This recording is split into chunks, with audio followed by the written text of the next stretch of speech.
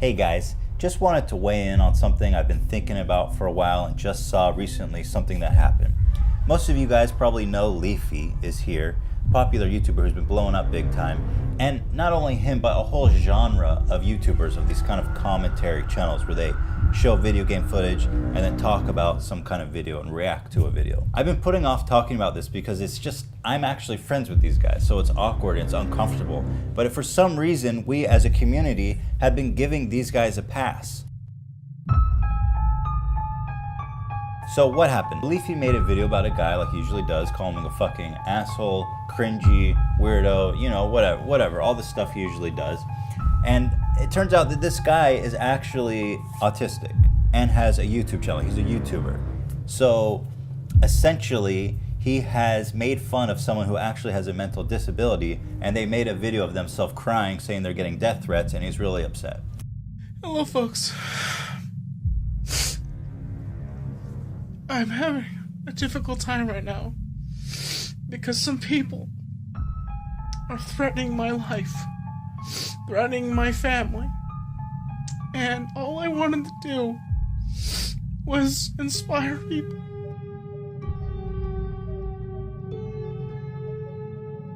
Today we have H3H3 Productions going after another tuber by the name of Leafy is here. In the video he calls Tommy cringy, makes fun of him, and it turns out Tommy is actually autistic. But then on top of that, H3H3 Productions decided to chime in and call out Leafy is here, saying that they see videos like this all the time, but they don't do commentary on it because they're not fucking assholes. His words, not mine. Hey, what's up guys, it's Scares here, and today I have a very important topic to address. Leafy is here. I'm sure a lot of you guys know who Leafy is. I talk about him in my videos a good amount. He made a video yesterday, okay, and it actually was making fun of a YouTuber named Tommy NC 2010. And after Leafy made his video, a lot of his fans went over and they attacked this Tommy NC 2010 guy. Leafy, accused of bullying a YouTuber with a mental disability. YouTuber Leafy is here, uploaded a video called The Most Heroic Fedora Man on the Internet. And as you can imagine, Leafy's followers proceeded to go over to Tommy's channel and said some pretty harsh stuff. Now we have a big story here involving Leafy, an autistic kid, an H3H3. Leafy is here, uploaded a video titled The Most Heroic Fedora Man on the Internet. Now in the video that Leafy reviewed, there's a guy with a fedora who's at a supermarket, and a woman was trying to drive away, but she had eggs on top of her minivan. So he ran up, turned on the camera, filmed himself stopping the lady and saving the eggs from being crashed, and then said at the end, now you do something good for someone else. Now Leafy roasted this guy, picked on him, and apparently the man started receiving death threats from Leafy's fans. Video, Tommy explains that he's quitting the internet for good because he's getting so many death threats from Leafy fans. This isn't the first time Tommy NC 2010 has been roasted. He was also on Taj 2.0, where Taj picked on him about multiple things. However, with this video being on the front page of Reddit, H3H3 covered the story, uploading a video titled The Leafy Rant, where he states Leafy is a bully that picks on children. Now, because of H3H3's video, Leafy has been losing subs at an alarming rate. So far, he's lost over 2,000 subscribers in 30 minutes. Now, Ethan from H3H3 is apparently friends with Leafy. They've been friends for quite some time, to the best of my knowledge. I reached out to Leafy to find out if H3 contacted Leafy before he made this video. He did not, apparently. So we would like to invite H3H3, Leafy, and Tommy NC 2010 to come on the show and talk this thing out.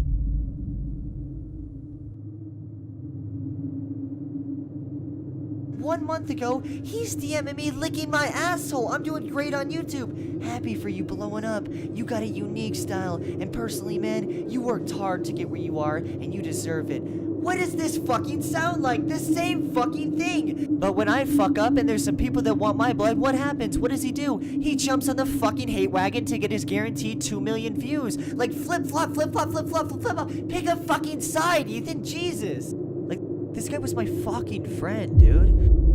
This guy was my fucking friend. I liked this guy, man. I liked his videos. I thought he was a cool guy. He was still in my sub box when he made a video telling me that I was cancerous and one of the worst YouTubers on fucking YouTube. Like, I helped this guy out with networks. I helped him out with sponsorship deals. I added him to my sub box. I helped him out. But when the opportunity came where he could make a quick, easy buck, get some YouTube popularity off just throwing me under the bus, he fucking took it, man.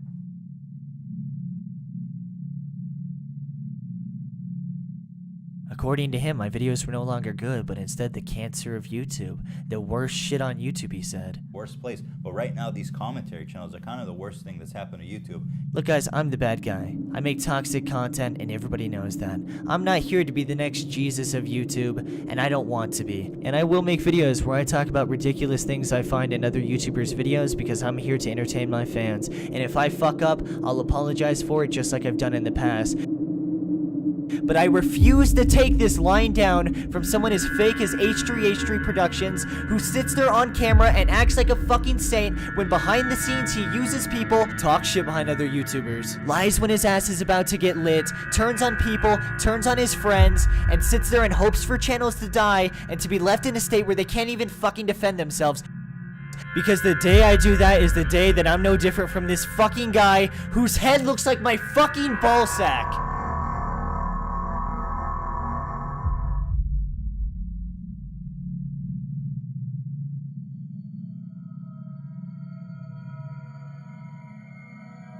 Okay, so you're back reading those Time Life nature books back when, and there was always a style of thing you would go through, which is they described some species doing something absolutely amazing and unlikely, and it goes like this. The giraffe. The giraffe has a long neck, and it obviously has to have a big heart to pump all that blood up there, and you lock up a whole bunch of biomechanics people with, slide rules, and out they come out with this prediction as to how big the giraffe heart should be and how thick the walls, and you go and you measure a giraffe heart, and it's exactly what the equations predicted.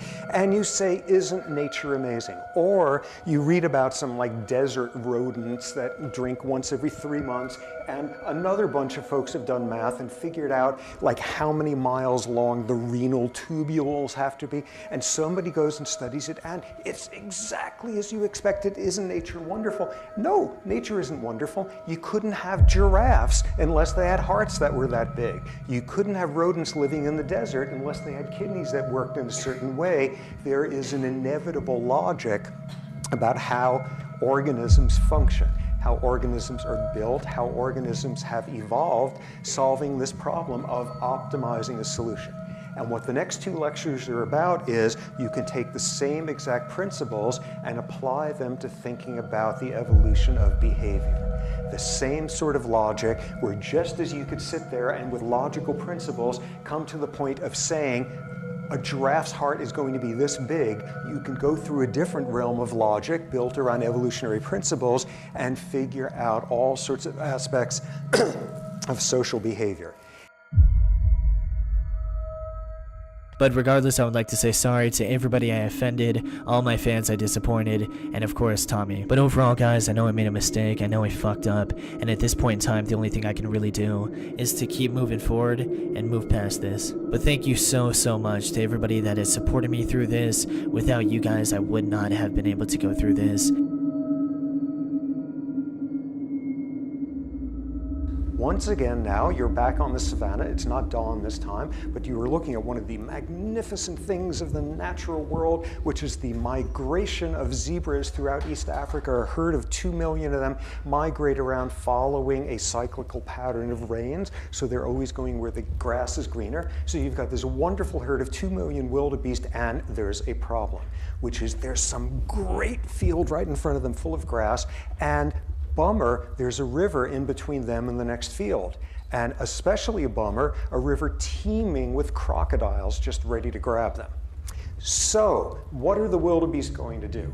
And according to the National Geographic type specials we would get, out would come a solution. There's all the wildebeest hemming and hawing in this agitated state by the edge of the river, and suddenly from the back of the crowd comes this elderly wildebeest who pushes his way up to the front, stands on the edge of the river and says, "I sacrifice myself for you, mein Kinder," and throws himself into the river, where immediately the crocs get busy eating him up, and the other 2 million wildebeest could tiptoe around the other way across the river, and everybody's fine. And you're then saying, why did this guy do this? Why did this guy fling himself into the river? And we would always get the answer at that point, the answer that is permeated as like the worst urban myth of evolution, whatever. Why did he do that? Because animals behave for the good of the species. This is the notion that has to be completely trashed right now.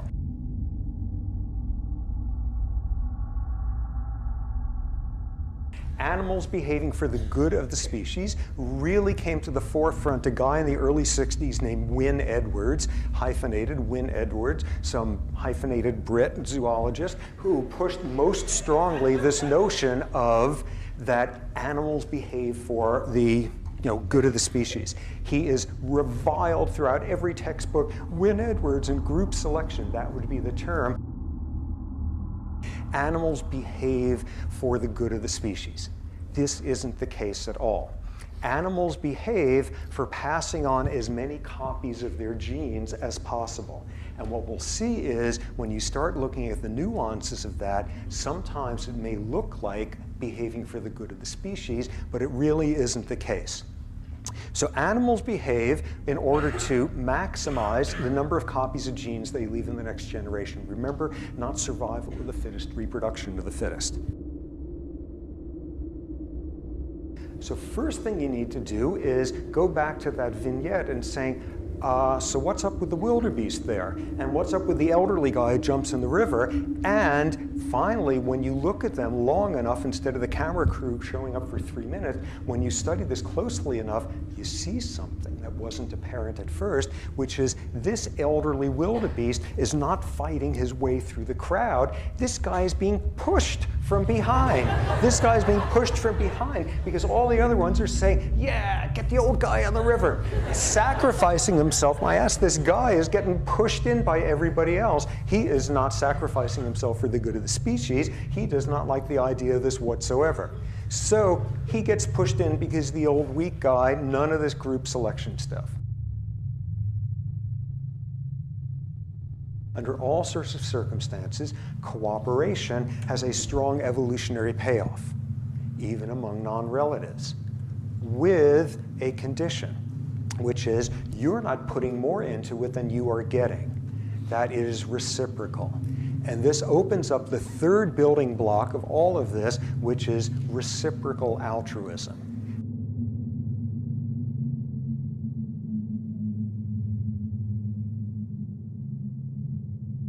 I'll be in your game, but only on one condition. One condition. You know what that condition is? Well, actually, it's two. You stop calling me autistic and a retard, and you say, I like Tommy NC 2010. That's the only way I'll be in your game. So what do you think? Do you accept, Keem?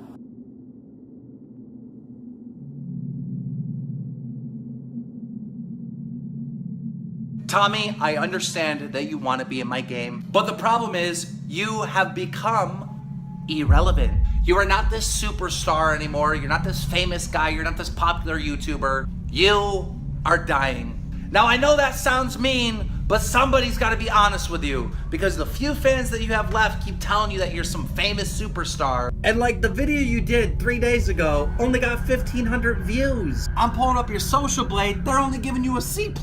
Over the last 30 days, you only pulled 56,000 views. Look, Tommy, I get it. You really want to be in my game, but you got to play the game of YouTube. You got to play the game of YouTube. The game of YouTube. Game of YouTube.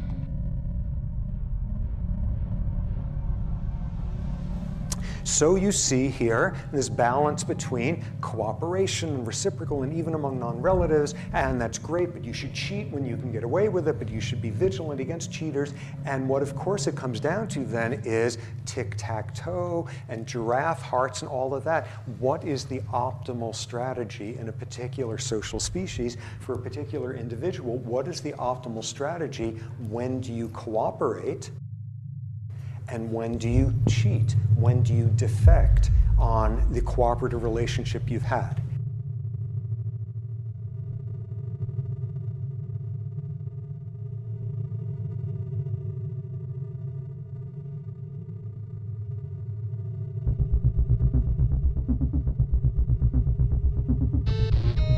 Yo, but here we are. The Keemstar rants. Holy shit, dude. That must be crazy, right? No, but seriously, guys, I've always disagreed with a lot of the stuff that Keemstar's done in his past, but I never saw it as that much of an issue until recently. Because recently, he's gone from being a complete asshole to doing some borderline fucking criminal shit. Back in January, Keemstar made a drummer where he falsely accused the wrong guy of being a pedophile, and the guy ended up crying because of the amount of hate that Keemstar sent at him.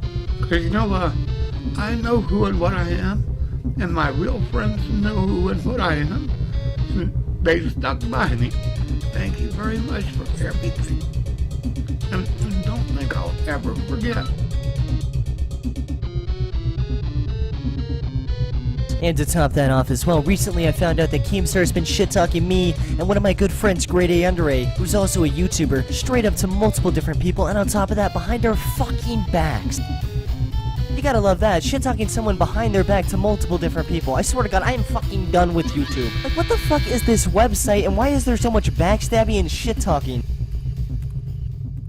But in conclusion, Keemstar has always been a complete cunt on the internet. But as of these past few months, he's honestly been completely out of control, and he's honestly fucking mental. Like, someone needs to put this motherfucker down. Like, seriously, dude, he's been threatening to dox people, he's been making false pedophile allegations, he's been completely invading people's own privacy, and last but not least, he's just becoming a fucking criminal. Like, I don't know what the fuck he's trying to do. I don't know if he's trying to become the fucking Gnome King, but there is seriously some fishy-ass shit going on, and someone had to say something, and I guess I was that someone. And that's pretty much it. Case closed.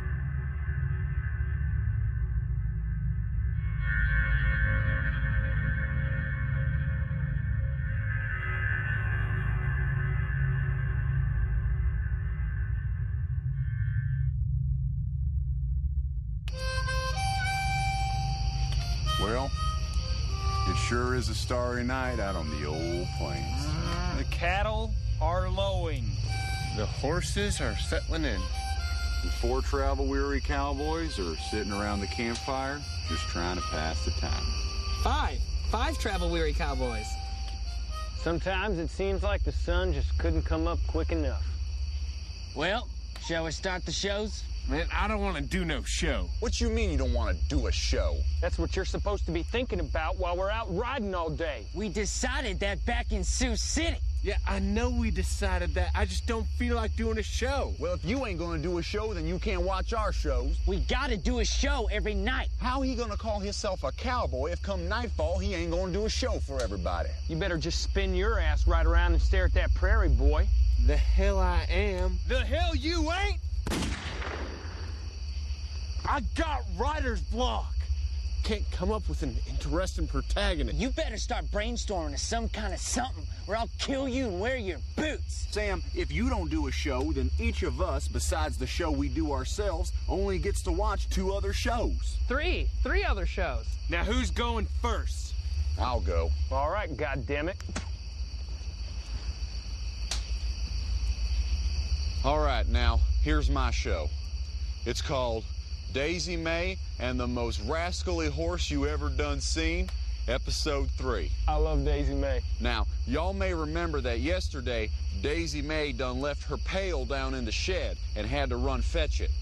So here goes. I'm Daisy May. Well, I got my pail now. I guess I best go back up to the house and check it out. Who run around and left the house a mess like a darn tornado came in here?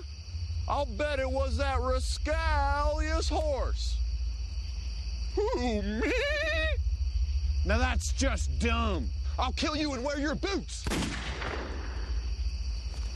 That was my shot arm. And it's gonna keep getting shot if you don't show a proper respect for the performing arts. Don't listen to him, Kenny. That was a good show. Don't let that dumb son of a bitch break your confidence. Oh, man, that Daisy May sure is a wild one. Yeah? Well, you just wait to see what she gets into tomorrow night. Oh, I can't wait. All right, I'm going next.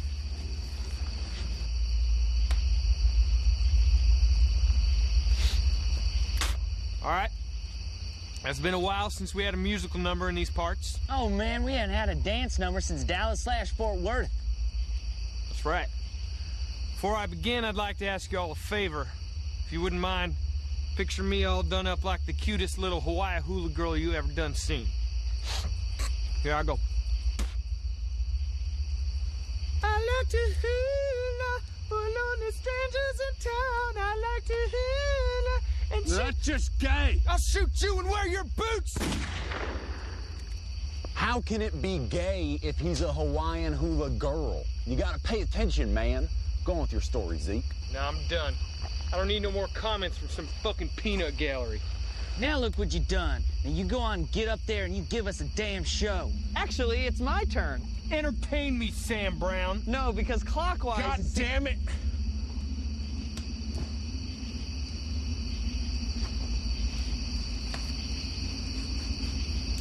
All right, once there were 4 cowboys. 5 cowboys. Sitting around on a perfectly beautiful night, doing shows for each other. Now, even though this gang of men had been traveling together for nearly 8 months, they only communicated to each other through silly little parables and stories instead of making real connections. Only glimmers of who they really were and what they actually felt and dreamt made it through this facade that they had erected. Gentlemen, this is not a show or a story. It's real life. This is us. Our time is fleeting.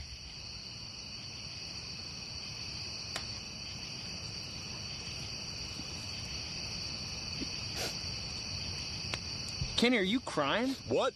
No. I think I just got some pee in my eyes. That ain't pee, you're crying. No, it's pee. Must be some splashback from earlier. Did his story make you sad? No, I peed on my face. His story plucked on your heartstrings and now you're sad. I ain't sad. Then let me see your mood ring. No. Show the 3 of us your mood ring right now, goddammit. Fuck this sketch.